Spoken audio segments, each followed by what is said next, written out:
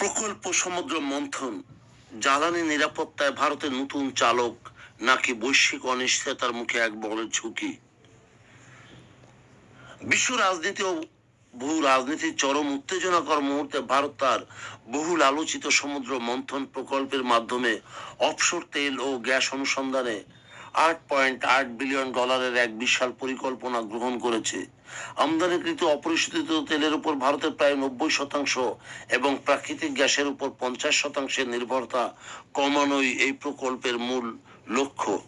তবে হরমুজ প্রণালীর অব্যাহত সংকট, মার্কিন নিষেধাজ্ঞার মুখে রাশিয়ার অপরিশোধিত তেল আমদানির জটিলতা এবং বৈশ্বিক জলবায়ু নীতির বৈপরীত্যের মধ্যে এই পদক্ষেপ ভারত কতটা কার্যকরভাবে বাস্তবায়ন করতে পারবে তা নিয়ে ব্যাপক আলোচনার অবকাশ রয়েছে।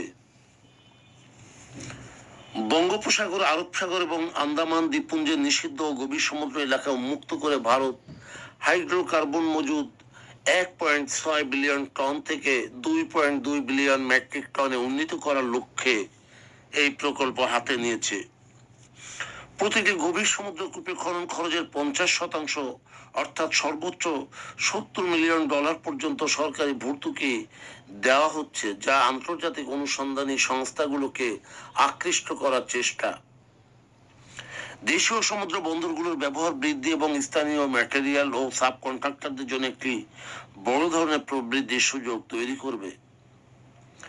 তবে যুক্তরাষ্ট্রের আন্তর্জাতিক তেল সংস্থাগুলোকে লক্ষ্য করে এই পরিকল্পনা করা হলেও ভারতের জটিল আইনি ও নিয়ন্ত্রক কাঠামো অতীতে বিদেশি বিনিয়োগকারীদের নিরুৎসাহিত করেছে।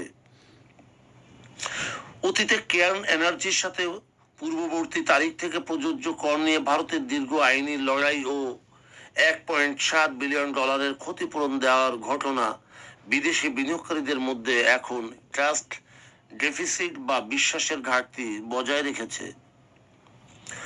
যখন যুক্তরাজ্য বা উত্তর সাগরের দেশগুলোর পরিবেশ ও হরমুজ সংকটের কারণে নতুন তেল গ্যাস অনুসন্ধান বন্ধ বা সীমিত করতে চাইছে, তখন ভারতের এই বিশাল বিনিয়োগ পরিবেশগত নীতি ও বৈশ্বিক কাঠামোর সাথে কতটা সামঞ্জস্যপূর্ণ তা নিয়ে প্রশ্ন উঠেছে।